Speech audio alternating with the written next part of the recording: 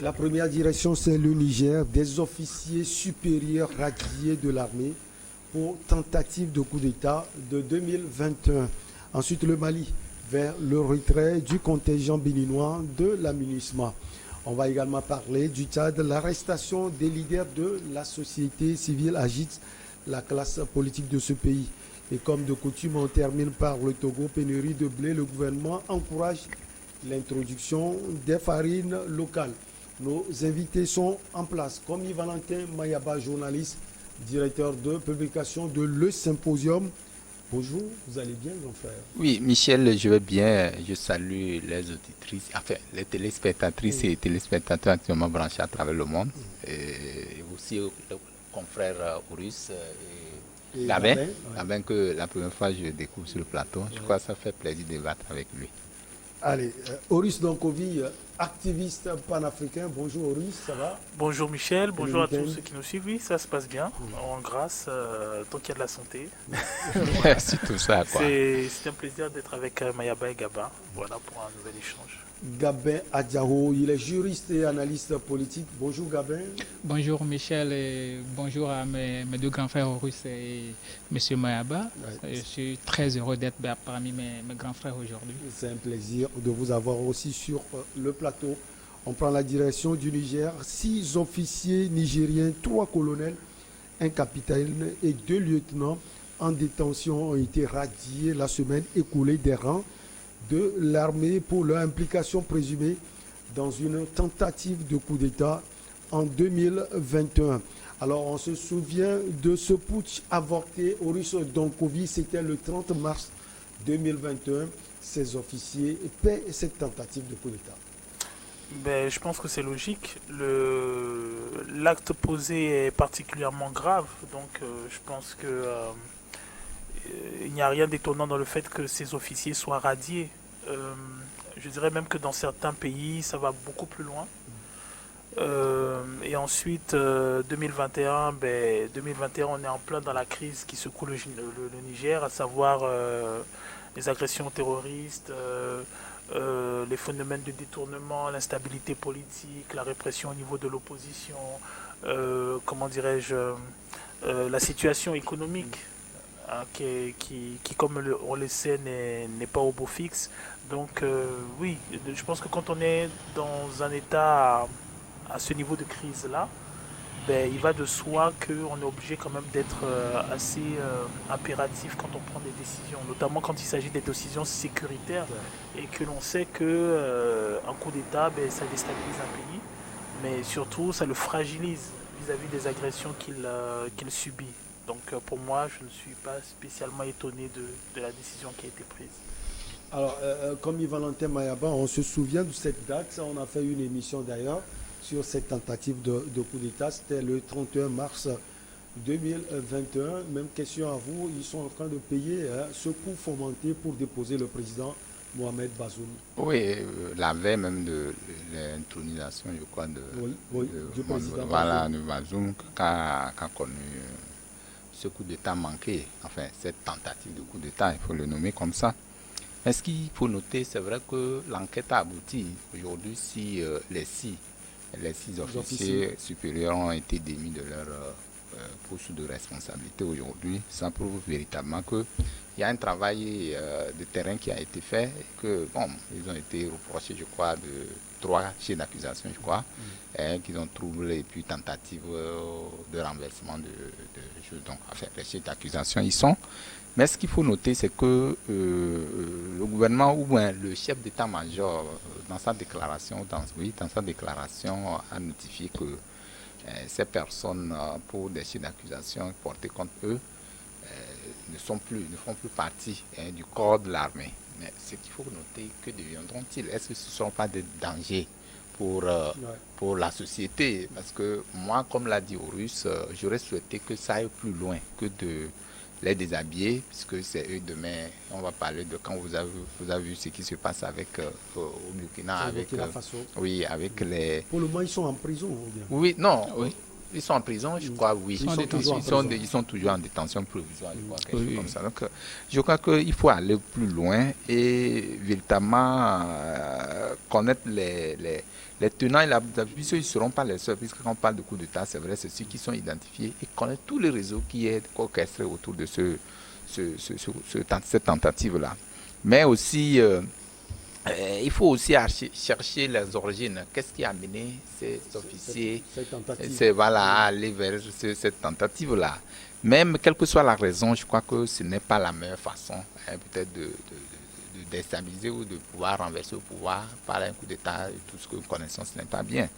Mais je pense qu'avec le président Bazoum et tout l'arsenal qui est derrière, avec l'arrivée récemment des forces Barkhane qui sont décriées, et puis tout ce que vous connaissez avec son acquaintance avec la France et tout ce que nous connaissons, je crois que ça justifie c'est manque, enfin, cette tentative-là aujourd'hui, je n'en sais rien, mais je me dis que aujourd'hui, il faut aller loin. Il faut aller loin pour connaître les origines réelles de cette tentative-là, pour que demain, vous savez, les coups d'État nous connaissons aujourd'hui, quoi qu'on dise, sont justifiés ailleurs. Quand on prenait le Mali, ailleurs nous avons connu de par le passé comment les coups d'État sont décriés. Oui. Aujourd'hui, je ne pense pas que quand vous interrogez un citoyen lambda, malien lambda au Mali, au Burkina, en Guinée, que sais-je encore, ils vous donneront des raisons. Nous l'avons dit ici, c'est la gouvernance. C'est-à-dire que quand vous ne faites pas bien et qu'on nous dise non, il faut attendre d'autres élections, alors qu'à côté, d'autres sont en train de détourner, d'autres sont en train de vivre une vie, puisqu'on sait que même les échéances prochaines qui seront là, c'est les mêmes causes qui produiront les mêmes effets, parce que ceux qui sont au pouvoir ne la seront jamais. Donc, il faut forcément que les gens changent de mécanisme de gouvernance, de stratégie de gouvernance pour que les gens qui sont aigris, et puis la société même, elle est comme ça. Moi, je me dis aujourd'hui que tout ce que nous vivons en Afrique particulièrement, c'est que les gens n'arrivent pas à s'identifier par rapport à ce qui nous est imposé. Donc, il faut forcément que l'Afrique revienne sur sa base pour comprendre que finalement, nous avons notre manière à nous de vivre, nous avons notre politique à nous de la faire, plutôt que de nous imposer des choses, même ceux qui se l'approprient ne viennent pas faire la volonté du peuple togolais. Voilà, c'est les résultats que nous avons actuellement, par coup d'État par ici, déstabilisation par là, et que sais-je encore. Mais je crois qu'il faut aller au-delà de ce qui est dit ou ce qui est fait par rapport à ces officiers supérieurs pour véritablement identifier les tenants et les aboutissants de cette tentative. Alors, Gabin, c'est le vent qui soufflait, en Afrique de l'Ouest, on peut le dire, après le Mali, la Guinée-Conakry et puis le Burkina Faso. C'était presque le tour du Niger. Est-ce que c'est parce que ces militaires voient que tout se passe bien ailleurs qu'ils ont voulu le faire, ou bien c'est l'attachement, si on peut le dire, de la politique du président Bazoum à la France qui peut expliquer cette tentative de coup d'État? Oui, bon, et pour pouvoir venir premièrement à ta question, j'aimerais dire que c'est dans les normes, c'est dans les normes juridiques de pouvoir radier ces messieurs-là de l'armée pour pouvoir les mettre à la disposition de la justice. Donc c'est tout à fait normal.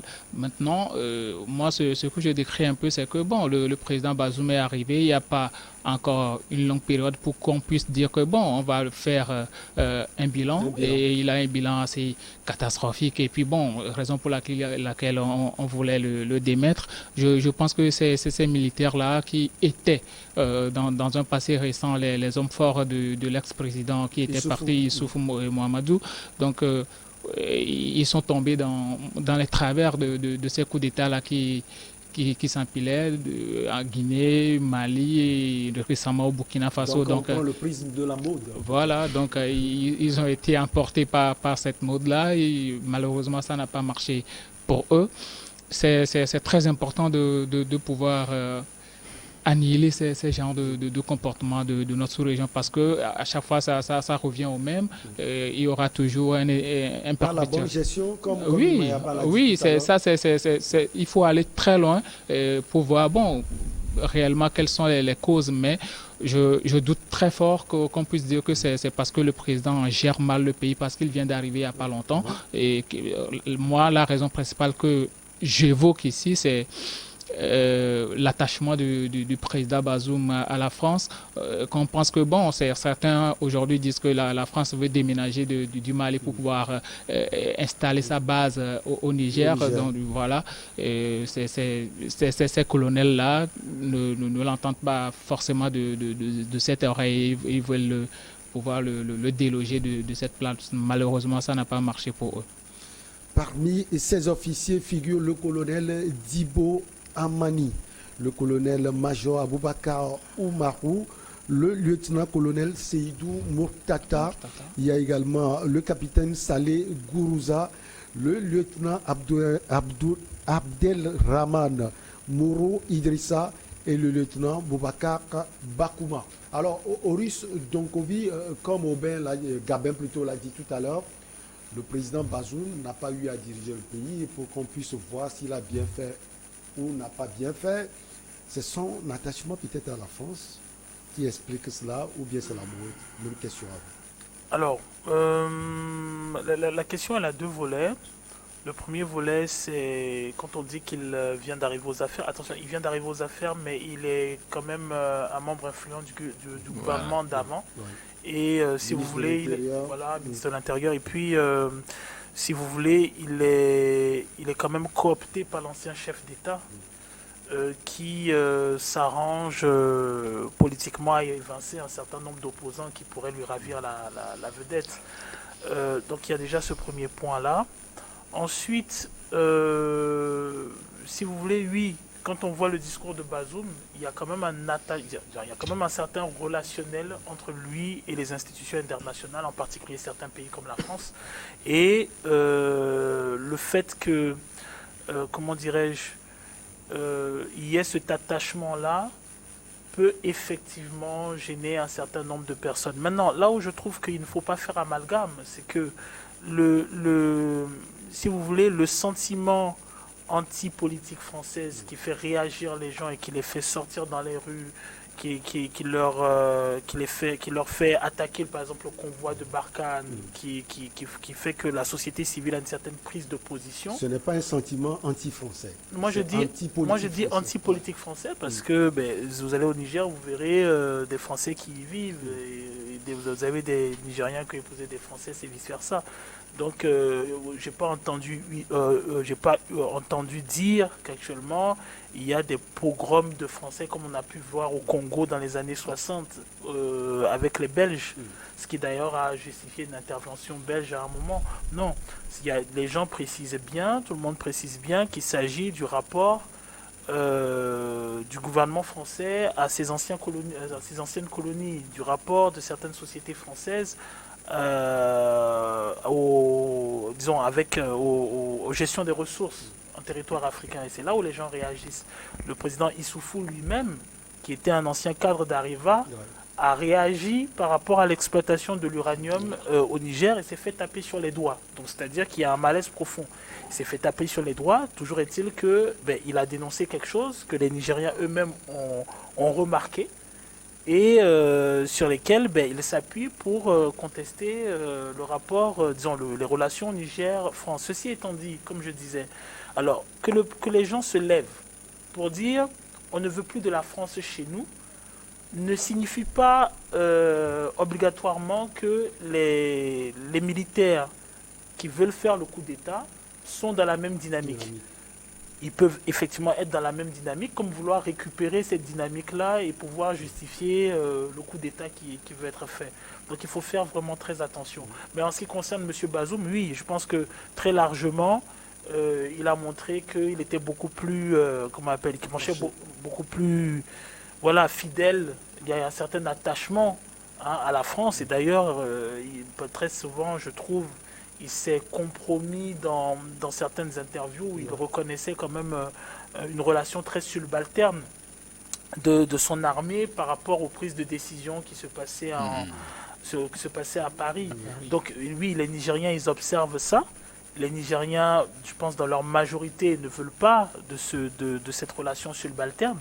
Et je pense qu'effectivement, il peut y avoir au sein de l'armée nigérienne des gens qui ne verront pas, et même de l'établissement politique nigérien, des gens qui ne verront pas d'un bon œil le renforcement des troupes étrangères, des prétentions étrangères sur le territoire nigérien. Nigérien. C'est pour ça, souvent, je précise que la nouvelle qui est celle du Mali, qui va se déconnecter de la MINUSMA, qui va se déconnecter de Barkhane, qui va renier un certain nombre d'accords, met à mal, si vous voulez, comment dirais-je, certains chefs d'État, parce que certains chefs d'État se sont compromis dans un rapport avec l'Occident et notamment avec la France, et qu'à cause du Mali, ils voyaient des positions françaises renforcées dans leur pays. On leur apprend maintenant qu'on va établir des bases, qu'on va peut-être renforcer des troupes, ça sous-entend que votre pouvoir, vos privilèges, ils diminuent. Vous n'avez pas du tout envie d'avoir l'étranger qui va venir chez vous présumer d'une autorité que vous n'avez pas du tout envie de lui donner. Allez, on va marquer la petite pause et on vous retrouve pour la suite de Regard croisé.